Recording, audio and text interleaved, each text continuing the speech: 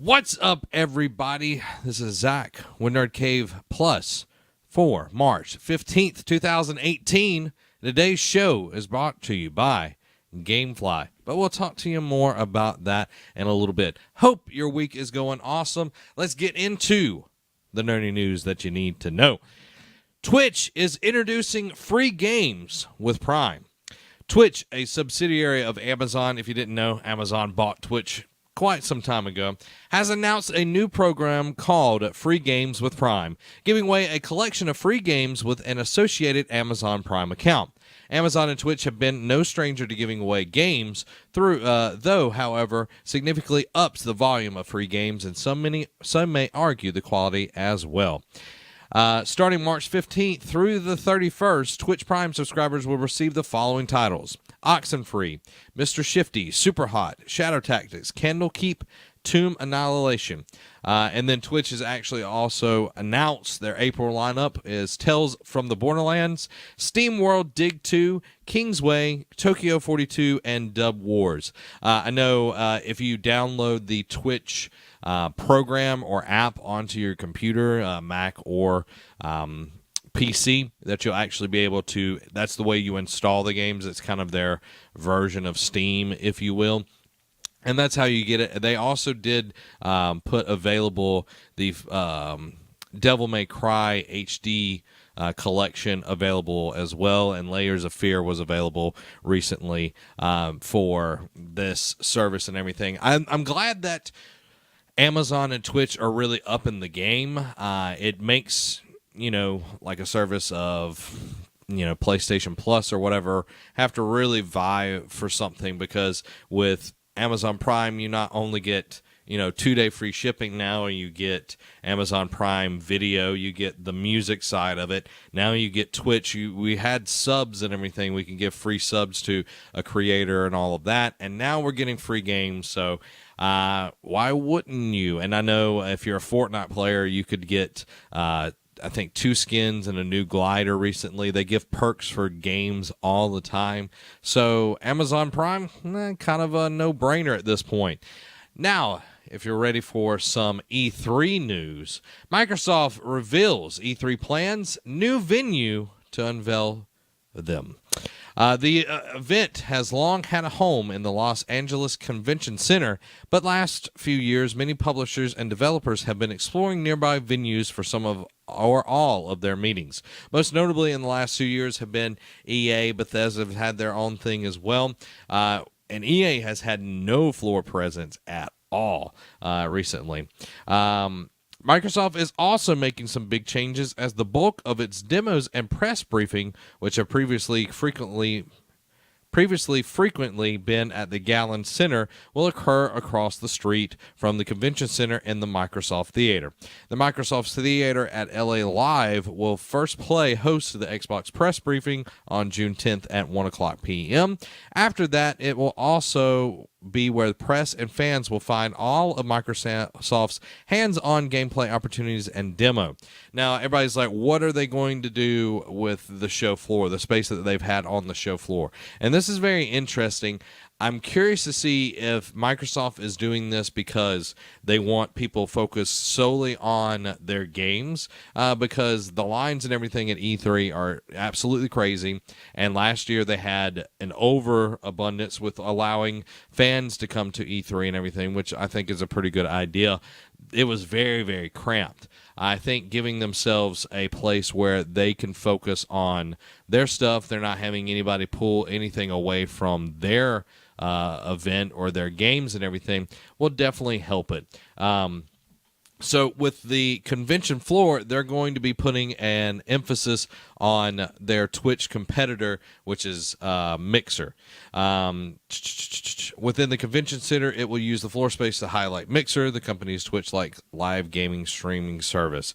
And Mixer, which actually we stream over there as well, is an interesting way because it's you can set it up where it is completely live. There's no lag or anything. It is like it's 100% on time and everything. So very interesting that Microsoft is doing that. They are one of the big three. Nintendo, of course, will, unless they announce that they're going to be using some kind of, place or whatever, Nintendo and PlayStation will be still inside the LA Convention Center. Very interesting that now we have several going outside of the convention center to really grab people's attention. EA, of course, starting days before the E3 conferences really kick off. So, best of luck to them. I think it will be fruitful for Microsoft. Call of Duty Black Ops 4 publisher keenly aware of Battle Royale's success. The Dow Jones Newswire reports that following a meeting between Activision Blizzard and its investment firm Oppenheimer, Activision is reportedly keenly aware of how other game publishers have recently benefited from releasing titles in the popular Battle Royale genre. Management reminded investors that the company is a faster follower. Oppenheimer continued. While not an exact announcement, the implication here is that we may see some kind of Battle Royale mode make its way into Activision's franchise or appear via a new game. Likely candidates would undoubtedly include company's upcoming title, Call of Duty Black Ops 4, which was announced last week, with very few details beyond the announcements. Treyarch is working on that game. Now, I don't think we see... I can see Call of Duty doing that, but Call of Duty is such a Twitch shooter that it doesn't lend itself to the slower pace, if you will, for the Battle Royale shooters.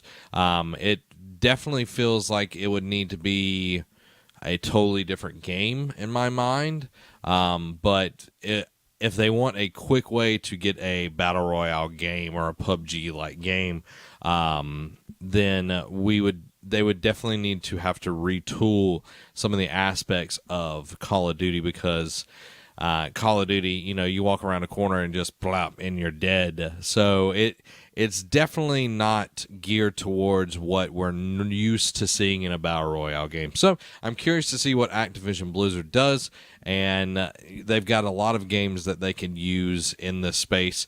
They could even do it with Division 2, which they announced recently, last week, I want to say, or Tuesday, they announced Division 2. So I could see that actually having a Battle Royale on the multiplayer side. I think that would actually be a really cool way of introducing some new multiplayer mechanics in that game, and I think it would actually fit better than it would in Call of Duty. So let me know what you think on that. Would you like to see the Division 2 have some sort of Battle Royale mode in the dark zone? I think that's what they used to call it. But Call of Duty Black Ops 4 is slated to release on October 12th on PC, PS4, and Xbox One.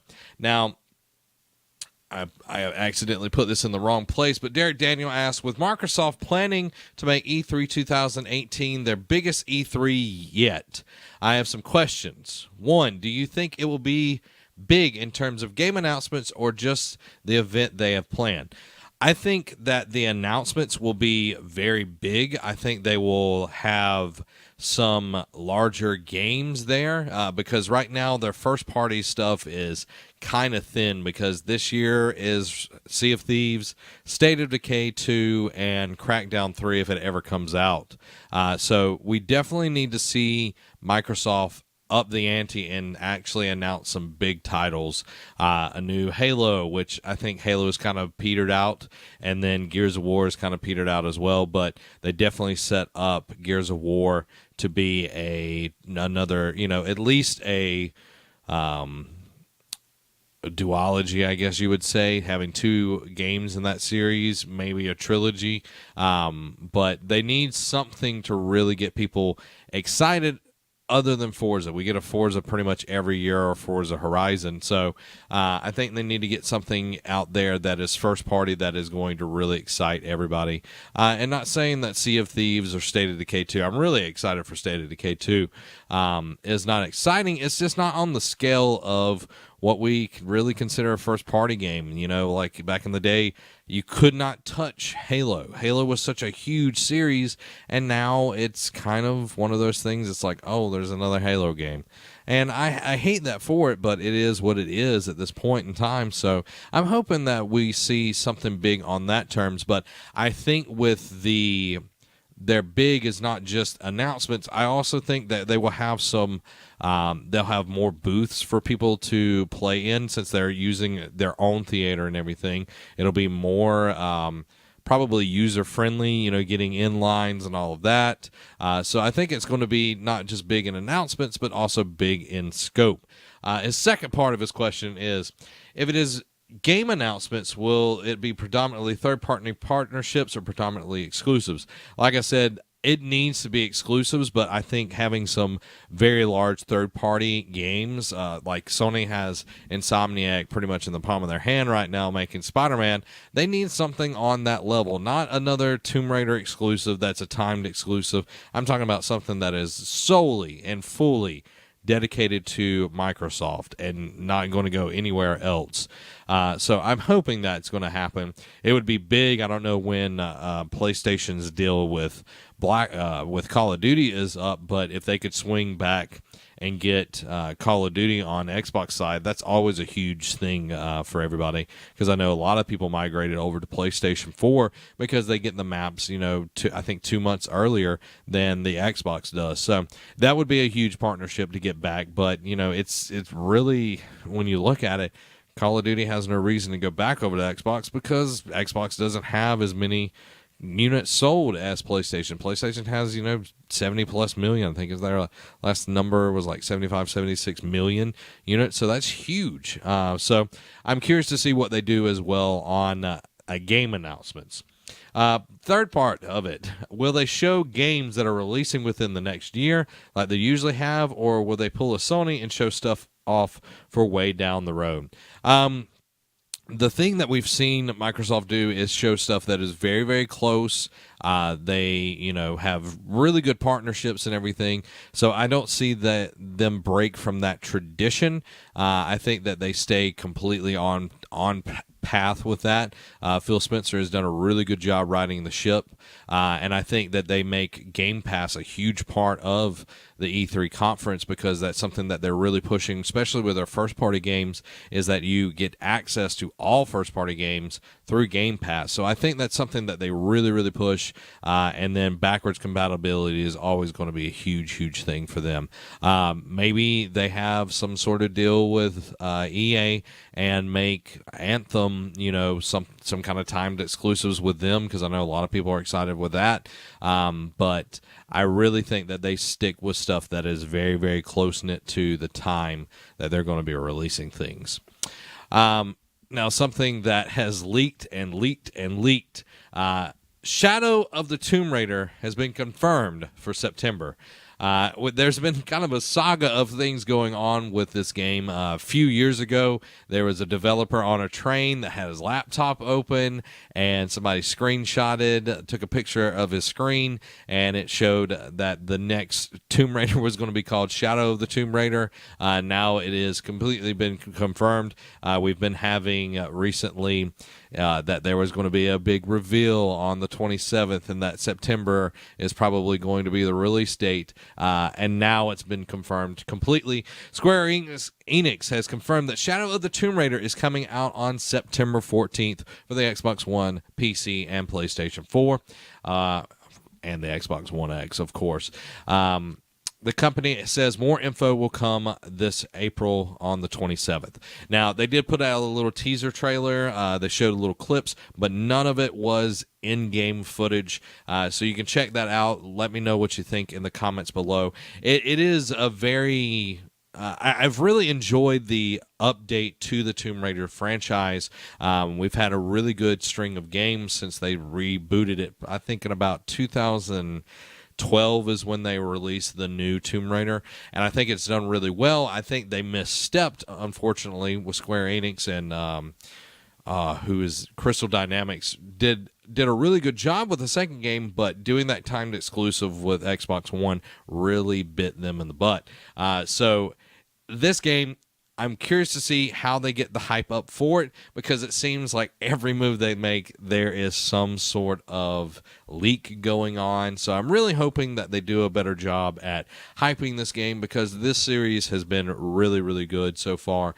Phenomenal, and I think it really pushed Uncharted to be even better, because you could definitely see the things that they've taken from Uncharted and learned from Uncharted, and it's definitely made it a better franchise overall.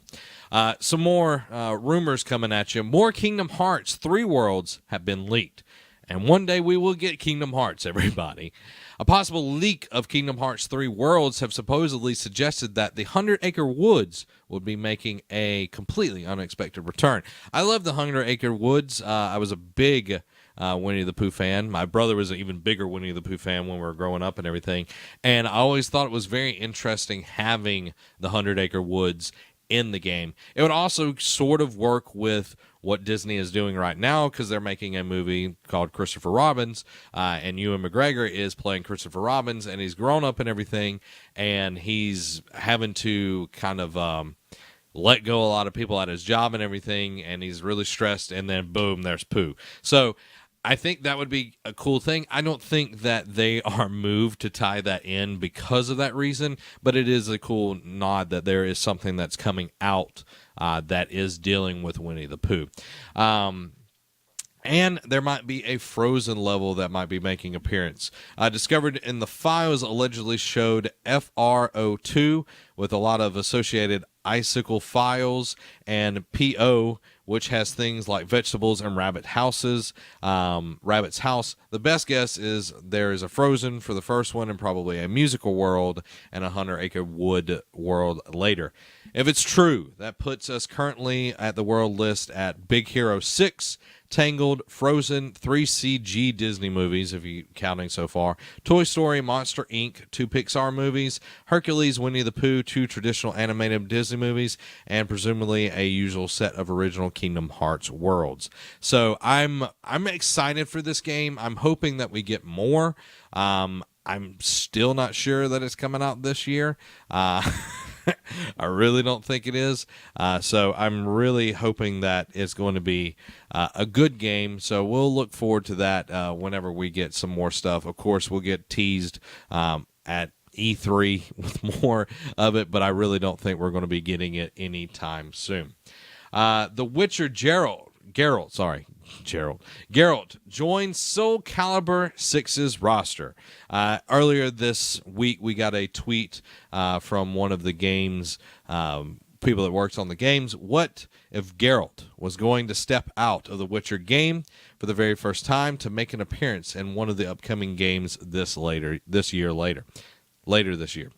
And a lot of speculation ran, but the only one that made sense was Soul Calibur 6. And it has been confirmed that he will be coming to Soul Calibur 6 later this year. So I'm excited to see it. Like, Soul Calibur is not a game that I've played a ton of, but it is definitely going to be something that a lot of people will enjoy, and it makes it interesting. We're getting Soul Calibur and Super Smash Brothers in the same year. It's been quite some time since we got a new Soul Calibur game, so I'm curious to see which one will do better. Is it Soul Calibur or Smash Brothers? My money is on Smash Brothers. Now, if you want to save some money and you want to be able to play some games, this ad's for you.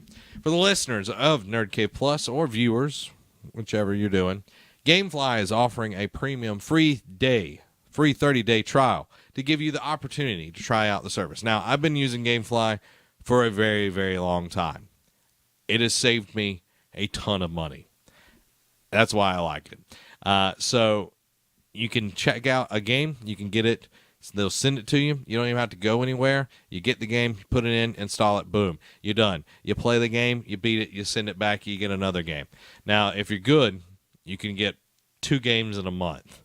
If you're really good, you can get more than that. But you have to deal with like the whole shipping time and all of that. They've got a ton of titles. They've got stuff from current generation, with the Switch. You've got handheld games, PSP, Vita. You got all the way to Xbox, the original Xbox, the GameCube, and the PlayStation 2.